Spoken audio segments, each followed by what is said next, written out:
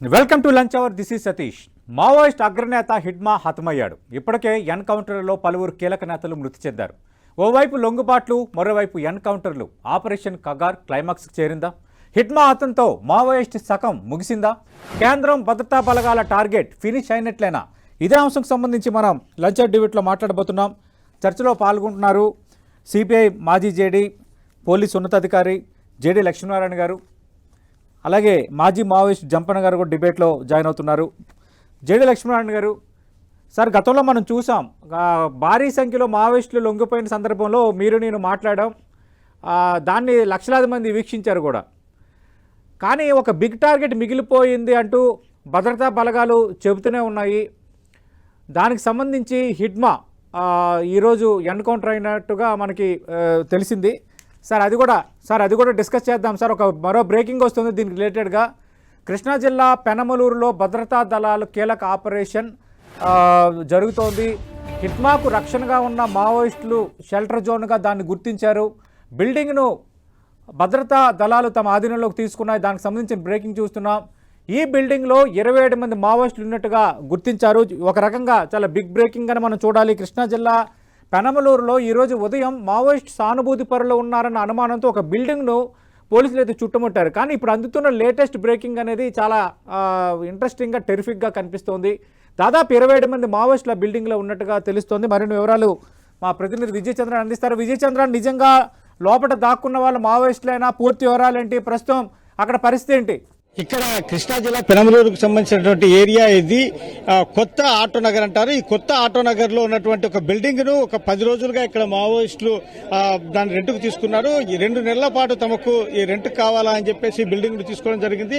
ఇక్కడ ఈ ప్రాంతాన్ని అంతటిని పోలీసులు తమ అదుపులోనికి తీసుకోవడం జరిగింది. ఇక్కడ 27 మంది దాకా మావోయిస్టులు ఉన్నట్లుగా సమాచారం అందుతోంది. వారినందరినీ పోలీసు యంత్రాంగము, అంటే ఈ మారేడుపల్లిలో జరిగినటువంటి ఎన్కౌంటర్ ఏదైతే ఉందో అక్కడ ఆ మావోయిస్టుల నుంచి అక్కడ దొరికినటువంటి మావోయిస్టులు ఎన్కౌంటర్ చేసినటువంటి మావోయిస్టుల నుంచి తీసుకున్నటువంటి సమాచారం మేరకు ఈ పోలీసు యంత్రాంగము ఇక్కడ వీరు ఉన్నట్లుగా గుర్తించడం జరిగింది. అంటే వారు ఇచ్చినటువంటి సమాచారం మేరకు ఇక్కడ ఏదైతే హిగ్మా ఉన్నాడో ఆయనకు రక్షణ కోసం అని చెప్పేసి ఆయా ప్రాంతాల్లో మావోయిస్టులందరినీ కూడా మోహరించడం జరిగింది. వారిని ఇక్కడ కొంతమందిని అక్కడక్కడ షెల్టర్ జోన్లు ఏర్పాటు చేయడం జరిగింది.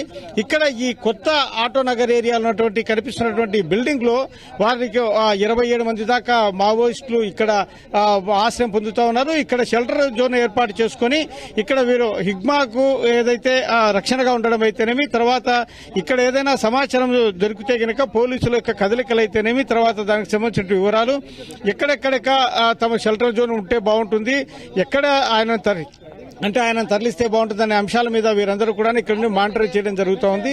అయితే వీరి అక్కడ మారేడుపల్లిలో జరిగినటువంటి ఎన్కౌంటర్ లో వారి నుంచి సేకరించినటువంటి సమాచారంతో పకడ్బందీగా పోలీస్ యంత్రాంగం పెద్ద ఎత్తున ఇక్కడికి వచ్చి వీరిని అదుపులోకి తీసుకోవడం జరిగింది. విజయ్ చంద్రన్, ప్రస్తుతం మీరు బిల్డింగ్ చూపిస్తున్నారు. బిల్డింగ్ లో 27 మంది ఉన్నట్టుగా పోలీసులు గుర్తించారా? ఇప్పుడు ఏం జరగబోతోంది? పోలీసులు చుట్టుముట్టినట్టుగా కొంత వాతావరణం కనిపిస్తోంది. అక్కడ వాళ్ళని అదుపులోకి తీసుకునే ఛాన్స్ ఉందా?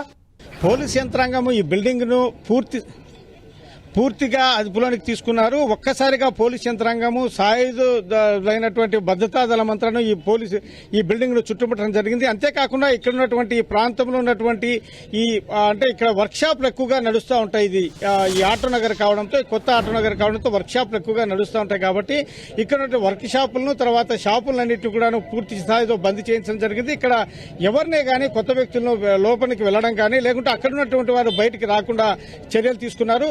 ఈ పోలీస్ యంత్రాంగం వందల సంఖ్యలో ఈ ప్రాంతాన్ని అంతటి అదుపులోకి తీసుకోవడము, భద్రతా దళాలు ఒక్కసారిగా ఈ బిల్డింగ్ లోనికి తీసుకెళ్లి మొత్తం ఉన్నటువంటి అంటే ఈ కనిపిస్తున్న బిల్డింగ్ ఉన్నటువంటి అన్ని ఫ్లోర్లను కూడాను వాళ్ళు అదుపులోనికి తీసుకుని ఒక్కసారిగా లోపలికి వెళ్లి దాదాపు 27 మంది అక్కడ ఉన్నట్లుగా గుర్తించడం జరిగింది. వారినందరినీ అదుపులోనికి తీసుకుని వాహనాల్లో, ప్రత్యేకమైనటువంటి వాహనాల్లో వారిని రహస్య ప్రాంతంలోనికి తీసుకెళ్లారు. కొంతమందిని పోలీసు స్టేషన్లకు కూడా తరలించినట్లుగా మనకు సమాచారం అందుతూ ఉంది. వీరిని అందరినీ అదుపులోనికి తీసుకున్న తర్వాత తర్వాత వీరి నుంచి ఇంకా ఎక్కడెక్కడ షెల్టర్ జోన్లు ఉన్నారు, Okay. ఎంతమంది మావోయిస్టులు ఏ ఏ ప్రాంతాల్లో ఉన్న విషయాలన్నింటినీ సేకరించే పనిలో ఉన్నారు. అయితే వీరిలో ఎవరైనా ముఖ్య నేతలు కూడా ఉన్నారా అనేది మటుకు వివరాలన్నింటి కూడాను Right. బయటికి రావాల్సి ఉంది. దానికి సంబంధించిన ఆ ముఖ్య నేతలు దొరికితే వారిని ఏం చేస్తారు అనే దాని మీద కూడా Right. ఎంత మావోయిస్టులు సంబంధించి వాళ్ళని ఎన్కౌంటర్ లో చేస్తారా, లేకుంటే దానికి సంబంధించినటువంటి ఏదైనా విచారణలో చూపేందుకు కోర్టుకు హాజరుపరుస్తారనే చూడాల్సి ఉంది. అయితే ఇప్పుడు పెద్ద సంఖ్యలో ఇక్కడ మావోయిస్టులు దొరికినందువల్ల వీరిని కోర్టులో చూపే అవకాశం. రైట్ విజయ్ చంద్రన్, మళ్ళీ మీతో మాట్లాడే ప్రయత్నం చేస్తాను. ఒక రకంగా బిగ్ బ్రేకింగ్ అనుకోవాలి. 27 మంది మావోయిస్టులని అటు పెనమలూరులో ఆటో నగర్లో పోలీసులు అదుపులోకి తీసుకున్నారు. వాళ్ళు షెల్టర్ జోన్గా దాన్ని వాడుకుంటున్నారు. అయితే ఇందులో ఒక 8 మంది సెంట్రల్ కమిటీ సభ్యులు కూడా ఉన్నట్టుగా సమాచారం అందుతోంది. మరి కాసేపట్లో దీనికి సంబంధించిన బిగ్ బ్రేకింగ్ ఏమైనా మనం చూడబోతున్నాం అనే పరిస్థితి అయితే కనిపిస్తోంది. ప్రస్తుతం అక్కడ చుట్టుపక్కల ప్రాంతాలను అయితే ఖాళీ చేస్తున్నారు. హిడ్మా ఎక్కడైతే మారేడుపల్లి అడవుల్లో ఈరోజు ఉదయం ఎన్కౌంటర్ అయ్యారో ఆయనకి షెల్టర్ జోన్గానే ఆ చుట్టుపక్కల కొన్ని ఏరియాల్లో మావోయిస్టులు ఇలా షెల్టర్ జోన్ తీసుకున్నట్టుగా మనకి సమాచారం అందుతోంది. రైట్ లక్ష్మీనారాయణ గారు, మనం చూస్తున్నాం సార్, హిడ్మా ఎన్కౌంటర్ అనేది ఒక ఎత్తు అయితే ఈరోజు పెనమలూరులో 27 మంది మావోయిస్టులని అదుపులోకి తీసుకున్నారు. కొంత ఆ పరిస్థితి డిఫరెంట్ గా కనిపిస్తోంది. ఏం చెప్తారు సార్ హిడ్మా ఎన్కౌంటర్ పై? యాక్చువల్ గా కేంద్ర హోంమంత్రి అమిత్ షా గారు 2026వ సంవత్సరం మార్చి కల్లా కూడా భారతదేశంలో నక్సలిజం అన్నదాన్ని మేము అంతం చేస్తామని చెప్పారు సార్. ఆ దిశగా అనేక చర్యలు జరుగుతున్నాయి. ఆపరేషన్ కగార్, మిగతా ముఖ్యంగా అబుజ్మాడ్ అడవుల్లో ఛత్తీస్గఢ్ లో, తర్వాత మహారాష్ట్ర బార్డర్, తెలంగాణ బార్డర్స్, ఇక్కడ ప్రధానంగా అనేక మందిని ఈ మధ్య చూస్తే 10 వందల సంఖ్యల్లో అక్కడ ఎక్స్చేంజ్ ఆఫ్ ఫైర్ లో వారు మరణించడం జరిగింది. ఆ తర్వాత చాలా మంది లీడర్స్ దీన్ని విత్డ్రా చేసుకున్నారు, తర్వాత వచ్చి సరెండర్ కూడా అయ్యారు. సో ఆ విధంగా చూసుకుంటే ఒక గ్రూప్ వచ్చేసి మనం ఈ విధంగా సరెండర్ అవ్వకూడదు, చివరి వరకు పోరాడాలి అన్న ఒక ఉద్దేశంతో వెళుతున్న వాళ్ళలో ప్రధానమైన కమాండర్ హిడ్మా. ఇతను యాక్చువల్ గా ఇంతవరకు చూస్తే సాధారణంగా నక్సల్వాదుల్లో లీడర్లందరూ కూడా బయట వాళ్ళు ఉంటారు, స్థానికులు చాలా తక్కువగా ఉంటారు. స్థానికులు చాలా మంది ఫాలోవర్స్ గా ఉంటారు, కానీ లీడర్స్ చాలా తక్కువ. కానీ లీడర్స్ లో అతి ముఖ్యమైన వ్యక్తి హిడ్మా. ఇతను యాక్చువల్ గా సుక్మా జిల్లాకు చెందినవాడు, ఛత్తీస్గఢ్ లో. సో తర్వాత మిలిటరీ, తర్వాత గెరిల్లా వార్ఫేర్ లో ఇతను చాలా ఎక్స్పర్ట్ అని అతనికి పేరు. అంటే మీరు అక్కడ చూస్తే ఇంతవరకు సిఆర్పిఎఫ్ బలగాల మీద చాలా పెద్ద పెద్ద దాడులు జరిగాయి. మీరు దత్తేవాడలో చూసుకుంటే సుమారుగా 76 మంది ఒకేసారి చనిపోవడం, ఆ తర్వాత ఒకసారి కాంగ్రెస్ నాయకుడు విసి శుక్లా గారు కూడా అక్కడ చనిపోవడం, తర్వాత సిఆర్పిఎఫ్ బలగాల మీద సుమారుగా 30 ఇటువంటి అటాక్స్ లో హిడ్మా నేతృత్వం వహించాడన్నది చాలా ప్రధానమైనగా మనం అంతా మాట్లాడుకున్నాం. అతి కర్కోటకుడు అన్నట్టుగా కూడా అతని పేరు, అంటే ఎవరిని కూడా స్పేర్ చేయడం అన్నట్టుగా మామూలుగా నక్సల్ హిస్టరీ గురించి మాట్లాడుకున్నప్పుడు మాట్లాడుతుంటాం. సో ఆ విధమైన ఇతను ఇక మిగిలిపోయిన మెయిన్ టార్గెట్ అని అందరూ అనుకుంటున్న తరుణంలో, ముఖ్యంగా మారేడుమల్లి పరిసరాల్లో ఈ రోజు ఉదయం ఎన్కౌంటర్ జరగడం అన్నది ఒక నక్సల్ తత్వాన్ని భారతదేశం నుంచి తీసివేసే దాంట్లో almost the last nail in the coffin అనుకుంటాం. Last nail in the coffin. ఇతను మెయిన్ ప్రధానమైన నాయకుడు. ఆ తర్వాత మీరు చూస్తే ఇక్కడ అబుజ్మాడ్ లో గానీ, ఛత్తీస్గఢ్ లో గానీ ఈ బార్డర్ లో ప్రెషర్ అవుతుంది కాబట్టి వాడు స్లోగా కొద్దిగా సేఫ్ ఏరియాకు షిఫ్ట్ అవుదామా అన్న ఒక ఆలోచనలో ఉన్నట్టుగా నాకు అనిపిస్తుంది. ఎక్కడైతే పెనమలూరులో, న్యూ ఆటో నగర్ లో ఈ విధంగా ఒక 27 మందిని వాళ్ళను తీసుకొని పట్టుకోవడం, ఆ తర్వాత కొంతమంది సెంట్రల్ కమిటీ సభ్యులు కూడా అందులో ఉన్నారన్నది జనరల్ గా మీడియాలో వస్తున్న బ్రేకింగ్ న్యూస్. సో వీళ్ళందరి యొక్క ఉనికి, తర్వాత వీళ్ళందరూ ఎవరెవరు అన్నదాన్ని వాళ్ళ డోసియర్స్ ఇవన్నీ చెక్ చేసి ఫైనల్ గా నిర్ణయిస్తారు. ఈ రోజు ఉదయం జరిగిన ఎన్కౌంటర్ లో హిడ్మాతో పాటు వాళ్ళ వైఫ్ కూడా, రాజక్క, ఆవిడ కూడా చనిపోవడం జరిగిందన్నారు. ఇంకొక 4 వాళ్ళలో మెయిన్ గా ఇంకొక మోస్ట్ వాంటెడ్ ఆజాద్ కూడా ఉన్నట్టుగా అంచనా వేస్తున్నారని తెలిసింది.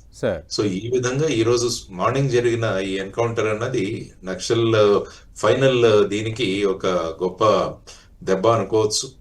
అంటే భద్రతా బలగాలు ఏవైతే ఉన్నాయో వాళ్ళ యొక్క అప్పర్ హ్యాండ్ ఏదైతే అనుకుంటామో దాన్ని మనం ఇక్కడ సాధించారు. తర్వాత ఇంటెలిజెన్స్ గురించి కూడా మనం ఇక్కడ మాట్లాడుకోవాలి.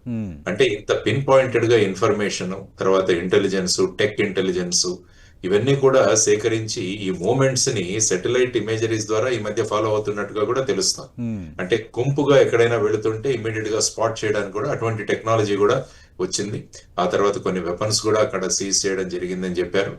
సో ఈ విధంగా అర్బన్ షెల్టర్స్ లో తీసుకోవడం అన్నది ఇదేం కొత్త ఫినామినా కాదు. సాధారణంగా ఎలా ఉంటుందంటే ఎక్కడ అనుమానం లేకుంటే ఆ ప్రాంతంలో వెళ్ళి ఉండండి అన్నది మావో యొక్క సిద్ధాంతం. సార్ అంటే ఎక్కడైతే వాళ్ళ ఎనిమి అంటే భద్రతా దళాలు యాక్టివ్ గా ఉంటాయో వాళ్ళ కళ్ళు కప్పి దూసరా ఎక్కడైతే ఆ విధమైన యాక్షన్ ఉండదో అక్కడికి వెళ్ళండి అన్నట్టుగా మామూలుగా వాళ్ళ ఈ ఆర్ట్ ఆఫ్ వార్ లో ఉన్న విషయం అన్నమాట మావో సిద్ధాంతాల్లో. సార్ సో ఆ విధంగా వీళ్ళు ఈ ప్రెషర్ ని ఎలాగైనా తగ్గించుకోవాలని ఇటు వైపు వచ్చినట్టుగా అనిపిస్తుంది. సార్ కానీ ఇంటెలిజెన్స్ నెట్వర్క్ వల్ల వీళ్ళు కూడా అరెస్ట్ అవడం అన్నది it's going to be good this thing for the end of the naxalism. Right. Lakshminarayana గారు మీరు లైవ్లోనే ఉండండి సార్. జంపన్న గారు, లక్ష్మీనారాయణ గారు చెప్పినట్టుగా బయట కూడా ఒక టాక్ నడుస్తుంది. అంటే హిట్మా అనే వ్యక్తి ఒక బిగ్ టార్గెట్గా ఉన్నారు, హిట్మా కూడా ఎన్కౌంటర్ అయిపోయారు కాబట్టి ఆపరేషన్ ఈజ్ ఓవర్ అనుకున్న టార్గెట్ రీచ్ అయ్యారు అని ఒప్పుకుంటారా? నిజంగా ఇక కొందరు మావోయిస్టులు లొంగిపోయారు, కొందరు ఎన్కౌంటర్లో మరణించారు, కానీ హిట్మా లాంటి ఒక కీలక నేత ఈరోజు ఉదయం ఎన్కౌంటర్లో మరణించాడు. ఇప్పుడు గత సంవత్సరంన్నర కాలంగా కగార్ ఆపరేషన్ తర్వాత ఆల్రెడీ కేంద్ర ప్రభుత్వం ఒక టార్గెట్ 26 మార్చి టార్గెట్ పెట్టుకొని కంటిన్యూ ఆపరేషన్స్ కొనసాగిస్తుంది. దీంట్లో వాళ్ళు చాలా విజయాలు కూడా పొందిండ్రు. ఇప్పటికే ఆ party general secretary Nambala Keshavarao చనిపోవడం, తర్వాత మరో 10 మంది కేంద్ర కమిటీ మెంబర్లు, 20 మంది పైగా రాష్ట్ర కమిటీ మెంబర్లు చనిపోవడం, తర్వాత మరీ ముఖ్యంగా 2 కేంద్ర కమిటీ మెంబర్లు, ఇతర రాష్ట్ర కమిటీ మెంబర్లు 300 మంది వరకు కూడా సాయుధ పోరాట విరమణ చేయడం, తిరిగి అంటే విడిగా కూడా సరెండర్స్ కావడం, కూడా చంద్రనతో సహా సరెండర్స్ కావడం అనేది ఉందో ఇది ఒక రకంగా ఖగార్ ఆపరేషన్ సంబంధించిన కేంద్ర ప్రభుత్వ విజయమే. ఇప్పటి వరకు జరిగినవి కూడా విజయాలే. అంటే ఒక రకంగా చెప్పాలంటే ఏంటంటే మావోయిస్టు పార్టీ ఒక చివరి అంచున చివరి దశలో కూడా కొనసాగుతున్నది అనేది కూడా ఏంటంటే మనకు అర్థమవుతున్నది. అంటే చివరి దశ మీనింగ్ ఏంటంటే వాస్తవంగా అంటే వాళ్ళు మొత్తంగానే లేకుండా పోయిందంటే లేదు. అది దండకార్యంలో ఉన్నారు, ఒరిస్సాలో ఉన్నారు, బీహార్ జార్ఖండ్ లో ఉన్నారు, మహారాష్ట్ర మధ్యప్రదేశ్ బార్డర్ లో కూడా ఉన్నారు వాళ్ళు, ఇంకా కేంద్ర కమిటీ మెంబర్లు కూడా ఉన్నారు. ఇప్పుడు ఇడుమా కూడా ఏంటంటే ఒక ప్రముఖమైన మిలిటరీ రంగంలో ఎదిగి వచ్చిన నాయకుడు. మిలిటరీ రంగంలో ఆయనే అంటే ప్రత్యేకించి దండకారణ్యం సౌత్ బస్తర్ లోపట వివిధ ఆపరేషన్ ఒక 30 పైగా అంటే యాక్షన్స్ ను సక్సెస్ చేసిన దాంట్లో ఒక ప్రముఖమైన నాయకుడు కూడా. కాబట్టి అలాంటి నాయకుడు కూడా చనిపోయిండు అనేది ఉందో అంటే మావోయిస్టు పార్టీ ఆల్రెడీ వాళ్ళు ఈ మధ్య కాలంలో కూడా సాయుధ పోరాటం అంటే ఈ సరెండర్లు సాయుధ పోరాట విరమణ మధ్యన కూడా మేము సాయుధ పోరాటాన్ని ఖచ్చితంగా కొనసాగిస్తామని ప్రకటన చేసిన దాంట్లో కూడా ఇడుమా కూడా ఏంటంటే అనే పేరు లేనప్పటికీ దాంట్లో భాగంగానే ఉన్నాడు అనే విషయం కూడా ఏంటంటే మనకు వివిధ వార్తల ద్వారా అర్థమవుతున్నది. ఓకే.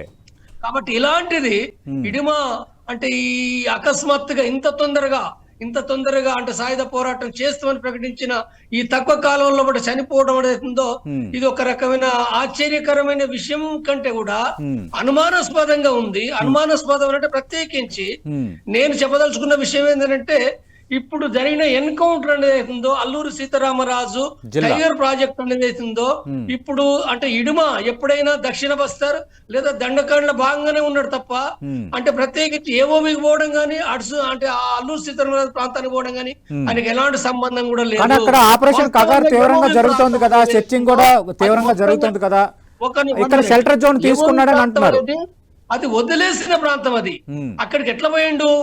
అక్కడికి పోవడం అనేది ఈ 6 చనిపోవడం ఏంటిది? కాబట్టి ఇది సంథింగ్ ఏదో ఇక్కడ అరెస్ట్ అయినట్టుగా అంటే కొన్ని అనుమానాస్పద వార్తలు వస్తున్నాయి. లేదా అరెస్ట్ కావడం ట్రీట్మెంట్ కి పోయిందా, లేకపోతే సెటిల్ కావడానికి పోయిందా, లేకపోతే సరెండర్ అయ్యే క్రమంలో అది కూడా ఒక వార్త వస్తుంది. డిఆర్జీ బలగాలే సరెండర్ చేసుకోకుండా పట్టుకొని చంపిననే వార్తలు కూడా వస్తున్నాయి. కాబట్టి ఏదైనా మావోయిస్టు పార్టీకి ఇది తీవ్రమైన నష్టమే. అంటే ముందు ఇంకా ఏం వార్తలు వస్తాయని మనం గమనించాల్సిన అవసరం. ఓకే. జంపన్న గారు మీరు లైవ్లో ఉండండి. జేడి లక్ష్మీనారాయణ గారు, జంపన్న మాజీ మావోయిస్ట్ ఆయన చెప్తున్నారు ఇంకా అంతా అయ్యింది, ఆపరేషన్ కగార్ విషయంలో విజయాలు సాధిస్తున్నారు, బట్ హిట్మా మరణంపై మాకు అనుమానాలు ఉన్నాయని అంటున్నారు. అంటే ఓవరాల్గా ఇంకా కొందరు ఉన్నారు, కొన్ని ఇప్పుడు జార్ఖండ్ కానీ ఛత్తీస్గఢ్ కానీ అబూజ్మడ్లో కానీ ఇంకా కేంద్ర కమిటీ సభ్యులు కూడా ఉన్నారు. సరే భారీ నష్టాలు జరుగుతున్నాయి, కేంద్రానికి భారీ విజయాలు అందుతున్నాయి, కానీ ఇంకంతా అయిపోలేదు అని అంటున్నారు. మీ అంచనా ఏంటి సార్? ఇంకా అందుకనే వాళ్ళు మార్చి 2026 వరకు టార్గెట్ పెట్టారు. ఇప్పుడు నవంబర్ లో ఉన్నాం మనం. అవును సార్. ఫైనల్ గా హిడ్మా వచ్చేసి పెద్ద క్యాచ్ ఇది. ఆ తర్వాత ఇది జరిగిన తర్వాత చాలా మంది సరెండర్ అవ్వడానికి కూడా చాలా ఛాన్స్ ఉంది. ఇప్పుడు విజయవాడలో ఈ ఆటోనగర్ లో న్యూ ఆటోనగర్ లో ఉన్న వాళ్ళలో ఎంతమంది సెంట్రల్ కమిటీ మెంబర్స్ ఉన్నారని కూడా తేలా. సో ఆ విధంగా చూస్తుంటే క్రమక్రమంగా ఇందులో ఆల్మోస్ట్ అదే అన్నా నేను ఫైనల్ స్టేజ్ కి చేరుకుంటోంది. సో మిగతా రెట్టించిన ఉత్సాహంలో భద్రతా బలగాలు కూడా ఇవన్నీ కూడా ఛత్తీస్గఢ్ కావచ్చు, వారు అన్నట్టు జార్ఖండ్ కావచ్చు, ఈ ప్రాంతాల్లో ఒరిస్సా బార్డర్ కావచ్చు, వీటన్నిటిలో కూడా కోమింగ్ ఆపరేషన్స్ అనేవి జరుగుతూనే ఉన్నాయి, జరగబోతున్నాయి. సో మార్చి 2026 అన్నది టార్గెట్. కాబట్టి మిగతా వాళ్ళందరూ కూడా చాలా మంది ఇక ఈ మూమెంట్ లో ఉంటే మనం ఏమి చేయలేము అన్న దృష్టిలో చాలా మంది సరెండర్ అయ్యే ఛాన్సెస్ కూడా ఉన్నాయి. ఆ దిశగా మనం చూడాల్సిన అవసరం ఉంది సతీష్. జంపన్న గారు, ఇప్పుడు కృష్ణా జిల్లా పెనమలూరు న్యూ ఆటోనగర్లో దాదాపు 27 మంది మావోయిస్టులను అదుపులోకి తీసుకున్నారు. ఇందాక లక్ష్మీనారాయణ గారు ఒక మాట అన్నారు, అంటే ఇంకా అక్కడ షెల్టర్ జోన్ లేదు కాబట్టి ఇంకా మైదాన ప్రాంతాల్లోకి వస్తున్నారు, ఎక్కడో ఒక దగ్గర తలదాచుకునే ప్రయత్నం చేస్తున్నారని. ఒక రకంగా ఇది బిగ్ ఎఫెక్టే కదా, ఇంకా మైదాన ప్రాంతాల్లోకి వచ్చి దాచుకున్నంత వాతావరణం ఎందుకు క్రియేట్ అయింది? నేను అంటే ఇప్పుడు ఈ వార్తలను బట్టి నాకు వచ్చే అనుమానాలు ఏంటంటే, ఆంధ్రప్రదేశ్ సంబంధించింది వాళ్ళు ఎట్టి పరిస్థితుల్లో పోరు. ఒకవేళ కనుక సెటిల్ కావాలనుకుంటే అవకాశం ఏంటంటే తెలంగాణ కొంత అవకాశం ఉంది. కొంత రిలేటివ్ గా పోల్చుకుంటే తెలంగాణ గవర్నమెంట్ ఎన్కౌంటర్ గత కొద్ది కాలం నుంచి ఎన్కౌంటర్ చేయటం లేదు. కొంత అవకాశం ఉంది కాబట్టి తెలంగాణకు రావచ్చు ఏమైనా, కానీ ఆంధ్రకు పోవడం ఏంటిది? ఆంధ్రకు పోవడం, తర్వాత అల్లూరు సీతారామరాజు కాడికి పోవడం అనేది అయితే ఉందో ఇది చాలా అనుమానాలు కలిగిస్తుంది. అంటే అనుమానాలు ఏంటంటే వాళ్ళు సరెండర్ కావడానికి వాళ్ళు పోతున్న సందర్భంగా రివార్డుకు ఆశపడి, అంటే ఇప్పుడు జేడీ లక్ష్మీనారాయణ గారు కూడా చెప్పాలి వాస్తవంగా, అంటే ఎక్కువ సంఖ్యలో నా దృష్టిలో 90% సరెండర్కి వచ్చిన వాళ్ళు సరెండర్ చేసుకున్నారు. కానీ 1-2 కేసులు పోలీస్ అధికారులు అంటే రివార్డుల కోసం ఆశపడి కూడా ఏంటంటే చంపేసిన ఘటనలు కూడా ఉన్నాయి. ఫర్ ఎగ్జాంపుల్ చెప్పాలంటే పెద్దపల్లి కరీంనగర్ జిల్లాలో లింగన్ అనే డీసీ మెంబర్ ఆయన సరెండర్ పోతున్నప్పుడు కూడా చంపిన ఉదాహరణ 100% అది వాస్తవం. అది అంటే జంపన్న గారు అంటే ఆల్రెడీ ఇప్పుడు ఆపరేషన్ కగర్ తీవ్రంగా జరుగుతోంది. ఏ రీతిలో జరుగుతోందో కేంద్రం ఏ డేట్ అంటే మార్చి 2020 టార్గెట్ పెట్టుకున్న అంశాన్ని లక్ష్మీనారాయణ గారు ప్రస్తావించారు ఇప్పుడే. అంటే ఇప్పుడు అక్కడ ఛత్తీస్గఢ్లో కానీ, జార్ఖండ్లో కానీ, అబుజ్మండ్ ప్రాంతంలో కానీ, తెలంగాణ సరిహద్దుల్లో కానీ ఎక్కడ ఉండలేని పరిస్థితి ఉంది ఇక్కడ కర్రెగొట్టలో వరకు చూసుకుంటే. అలాంటప్పుడు అక్కడికి వచ్చారని ఎందుకు అనుకోకూడదు? ఒకటి. రెండోది, ఈ మధ్య కాలంలోనే అదే అల్లూరు సీతారామరాజు జిల్లా రంపచోడవరం నియోజకవర్గ పరిధిలో గత 6 నెలల్లో ఒక 3 మావోయిస్టులు మరణించారు ఇలాగ ఎన్కౌంటర్లలో. అవును, ఉన్నట్టే కదా. ఆ ఎన్కౌంటర్ చనిపోయింది ఉదయ్, అరుణ, వాళ్ళు పోయింది వాస్తవమే, ఎన్కౌంటర్ అయింది వాస్తవమే. అప్పటి నుంచి కూడా ఏఓబి లోపల మావోయిస్టు కార్యకలాపాలు ఏమీ లేవాయి, పూర్తిగా క్లోజ్ అయిపోయింది. ఆ ఏరియా తెలిసిన వాళ్ళు ఎవరూ లేరు. కాబట్టి ఇప్పుడు ఇడుమాకు ఎలాంటి సంబంధం, అసలు అల్లూరు సీతారామరాజు కాదు కదా, అంటే దండకార్యాన్ని దాటి ఇంకా చాలా ప్రాంతం పోవాలి కాబట్టి ఆయనకి ఏమీ తెలియదు. ఆయనతో చనిపోయిన వాళ్ళు కూడా ఏమీ తెలియదు అది. కాబట్టి ఏమీ తెలియకుండా ఆల్రెడీ అదంతా కూడా పోలీస్ కంట్రోల్లో ఉన్న ప్రాంతానికి తను ఎట్లా పోతాడు? తను పోయే అవకాశమే లేదు. అది ఎలాంటి ఒకవేళ వస్తే గోదావరి దాటి ఇటు తెలంగాణ, ఇటు ములుగడవులు గాని, ఖమ్మడవులు గాని ఇటు రావచ్చు, కానీ అటు పోయే అవకాశం ఎంత మాత్రం కూడా లేదు. ఆయన సెటిల్ కావాలనుకో వెపన్స్ ఇక్కడ వదిలేసి ఎక్కడో పట్టణంలో కూడా సెటిల్ అయ్యడానికి పోతారు వాళ్ళు. కాబట్టి ఇది మాత్రం అంటే ఇప్పుడు మనకు అంటే 1-2 రోజుల ఒకట చాలా క్లారిటీ అవుతుంది, కానీ చాలా తీవ్రమైన అనుమానాస్పదమైన విషయాలు ఇవి. లక్ష్మీనారాయణ గారు, మాకు అనుమానాలు ఉన్నాయని మాజీ మావోయిస్ట్ నేత జంపన్న గారు అంటున్నారు. ఈ మధ్యకాలంలో ఎవరు సరెండర్ అయినా అటు చివరికి ముఖ్యమంత్రులు కూడా హాజరయ్యి సరెండర్ చేసుకున్న పరిస్థితి మన ఛత్తీస్గఢ్ వాటిలో మనం చూసాం. నిజంగా అలాంటి వాతావరణం ప్రస్తుతం ఉందా? ఎందుకంటే ఆపరేషన్ కగార్ని కంప్లీట్ చేయాలి, మార్చి 2026 టార్గెట్ అని అమిత్ షా ప్రకటించారు, మీరు ఇందాక ప్రస్తావించినట్టుగా. నిజంగా is there any possibility, any conspiracy? ఏమవుతుందండి, ఈ వెళ్ళినోళ్ళు ఏమో ఇన్నోసెంట్స్ కాదు వీళ్ళందరూ. 100 మంది సెక్యూరిటీ బలగాలని పట్టున పెట్టుకున్నవాడు వీళ్ళంతా. ఈ హిడ్మా అన్న వ్యక్తి మీద ₹1 కోటి రివార్డ్ ఉంది. వెపన్స్ తీసుకొని వెళుతున్నారు వీళ్ళందరూ కూడా. సో అటువంటి వారిని ఇక వాళ్ళ టాక్టిక్స్, అందుకనే అంటాను ఎప్పుడు కూడా అనుమానం రాని చోటుకి వెళుతూ ఉంటారు సాధారణంగా. ఎక్కువ రోజులు అక్కడ మనం విడిది చేసి మళ్ళీ రీకూప్ అవుదామండి.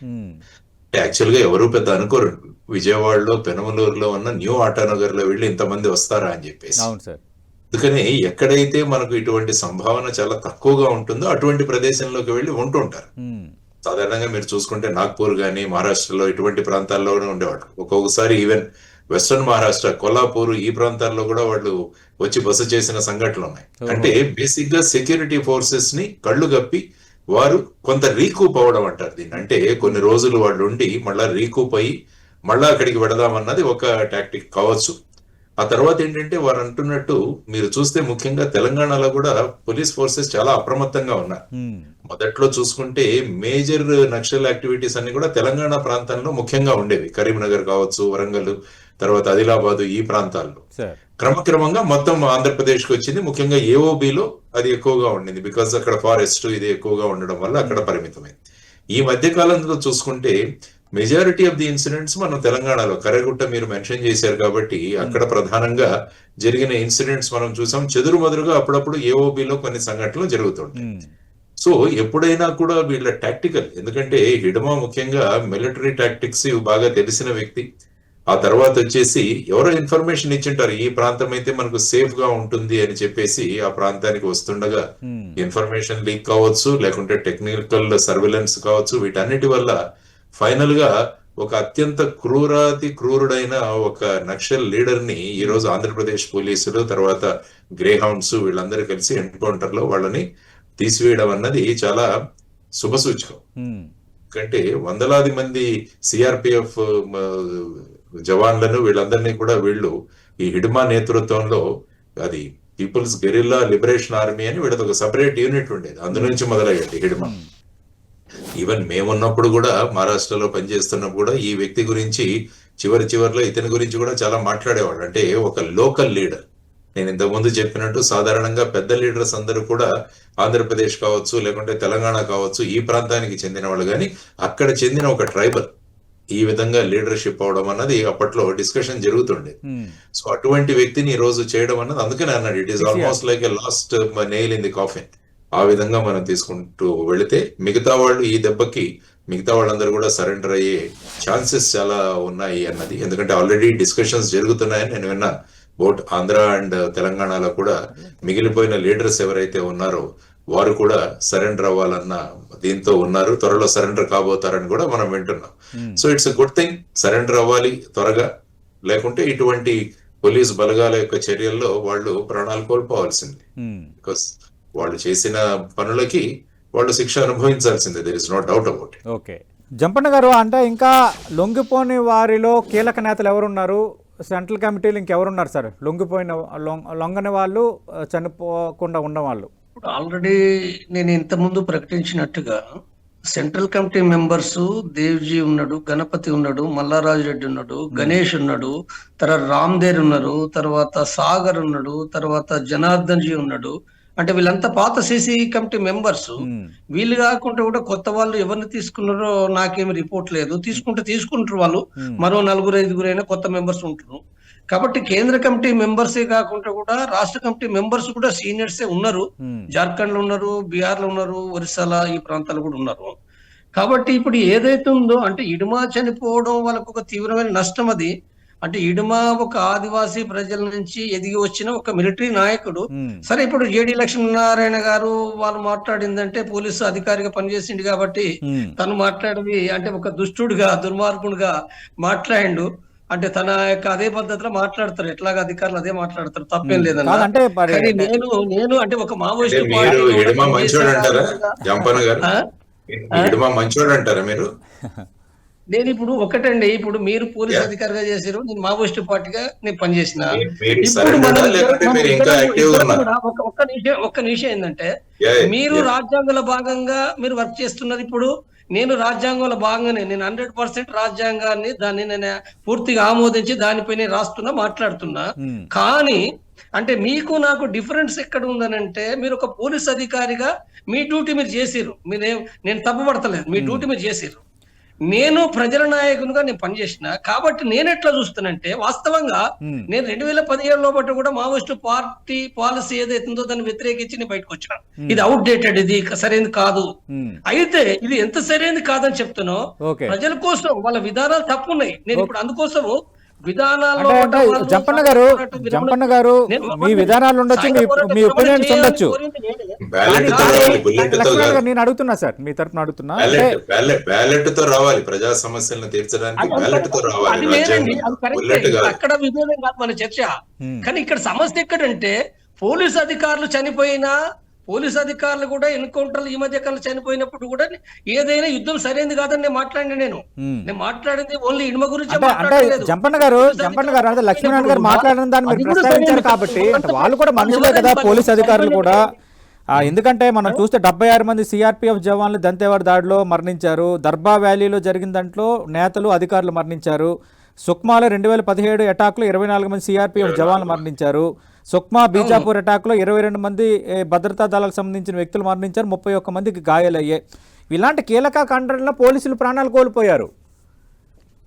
ఇప్పుడు నేను ఇది ప్రతీకారంగా చూడడం సరైనది కాదనుకుంటున్నాను. నేను జరిగిన మాట వాస్తవే, నేనే చెప్పిన. ఇప్పుడు అంటే ఇడుమ 30 ఘటనల పైగా కూడా తన నాయకత్వం వహించిన విషయం నేను చెప్పిన. నేను దాంట్లో ఏమీ సందేహం లేదు. కానీ సమస్య ఎక్కడుంది? అది ఇడుమకు సంబంధించిన సమస్య కాదు కదా. అది ఆ చంపడం అనేది ఓన్లీ విడిగా ఇడుమకు సంబంధించిన విషయం కాదు. అది తన యొక్క మావోయిస్టు పార్టీ విధానంలో భాగంగా వ్యక్తిగత నాయకత్వం వహించిన విషయమే తప్ప తన ఒక ఇడుమ మాత్రమే దుర్మార్గుడని ఎట్లా అనగలుగుతాము? మావోయిస్టు పార్టీ మావోయిస్ట్ సంఘటన అన్నది బ్యాండ్ ఆర్గనైజేషన్. అవును, మావోయిస్ట్ సంఘటన అన్నది బ్యాండ్ ఆర్గనైజేషన్. బ్యాండ్ ఆర్గనైజేషన్ లో పనిచేస్తున్న వాళ్ళ సపోర్ట్ గా మాట్లాడకూడదు అసలు. జంపన్న గారు అది బ్యానర్డ్ ఆర్గనైజేషన్, దానికి సపోర్ట్ గా ఎలా మాట్లాడతారని ప్రస్తావిస్తున్నారు Laxman garu. Banned organisation, it's a banned organisation. నిషేధించబడిన సంస్థ. ఆ నిషేధించబడిన సంస్థలో ఉన్నవాళ్ళు బయటకు వచ్చి సరెండర్ అవ్వాలి, కానీ వాళ్ళు ఏదో గొప్ప వీరోచితులుగా మాట్లాడడం అనేది కరెక్ట్ కాదు. That is my opinion Satish. నేను ఏమంటున్నంటే లక్ష్మీనారాయణ గారు, ఇప్పుడు ఇక్కడ చనిపోయిన సందర్భంగా మనకి ఇక్కడ జరుగుతున్న చర్చ ఒక వ్యక్తి ఏ రకంగా ఉన్నాడు అనేది ఏందో, అంటే మనకు ప్రతీకార పద్ధతి లోపట నేను అనేది ఏంటంటే చనిపోయినరు, ఎన్కౌంటర్ అనేది రాజ్యం అనేది అవుతుందో సాయుధ పోరాటం చేస్తున్నప్పుడు ఆ యుద్ధం ఉంటది. అది నేను యాక్సెప్ట్ చేస్తాను, యుద్ధం జరిగే విషయాన్ని. కానీ ఇక్కడ వ్యక్తులు ఎవరు చనిపోయినప్పటికీ, పోలీసులు చనిపోయినా, మావోయిస్టులు చనిపోయినా, ఇక్కడ వాళ్ళ వ్యక్తులకు సంబంధించిన దుర్మార్గుల చర్చ అవసరం లేదు కదా ఇక్కడ. నేను అనేది అదే అంటున్నా. కాదు, అంటే ఇలాంటి పోలీస్ అధికారులను పట్టున పెట్టుకున్నారు కదా, ఖచ్చితంగా వాళ్ళకి శిక్ష ఉండాలని ఆయన అభిప్రాయం ఆయన చెప్పారు లక్ష్మీనారాయణ గారు. ఎందుకంటే పోలీస్ అధికారులు వాళ్ళు మనుషులు, వాళ్ళు కుటుంబాలే. సరే, నేను మావోయిస్టులు కూడా ఇవే. సరే, ఈ యుద్ధము మీరే అంటున్నారు కదా, అసలు ఆ మోడల్లో లేరని నేను బయటకు వచ్చానని. నేనేమి నాకున్న అనుమానాన్ని నేను మాట్లాడినా అనుకుంటారని నాకు అనిపిస్తుంది. అంటే పూర్తిగా నాకు ఇంకేం వార్తలు లేవు. కాబట్టి ఏదైనా ఒకవేళ నిజంగానే అనిపిస్తుంది. ఆ రకంగా చంపడం ఆల్రెడీ సరెండర్ కావడానికి వచ్చినప్పుడు చంపకూడదు కదా. సరెండర్ కావడానికే వస్తుంది. మీరు అన్నట్టు పూర్తి వివరాలు వస్తాయి. అలాగే ఇప్పుడు ఈ కృష్ణా జిల్లాకు సంబంధించింది కూడా వస్తాయి. థ్యాంక్ యూ లక్ష్మీనారాయణ గారు, మీరు ఏమైనా టైం ఇచ్చారు సార్. థ్యాంక్ యూ జంపన్న గారు. మనం చూస్తున్నాం హిడ్మా మరణంతో ఇక దాదాపు మావోయిస్టుకు సంబంధించి ఒక బిగ్ బ్రేక్ త్రూయే. కొంతమంది కేంద్ర కమిటీ సభ్యులు వీళ్ళు ఉన్నప్పటికీ కూడా కొంత ఇబ్బందికర వాతావరణం క్రియేట్ అయిందని మాజీ మావోయిస్టు జంపన్న అంటున్నారు. నిజంగా ఎంతోమంది పోలీసుల మరణానికి కారణమైన హిడ్మాకు సరైన ఇదే అయ్యింది. ఖచ్చితంగా ఇలాంటి పాల్పడే వాళ్ళకి శిక్ష అనుభవిస్తారని జేడి లక్ష్మీనారాయణ గారు అంటున్నారు. ఈ నేపథ్యంలో ఇద్దరి మధ్య చిన్న ఒక డిస్కషన్ కూడా జరిగింది. మనం లైవ్లో చాలా పర్టికులర్గా చూసాము.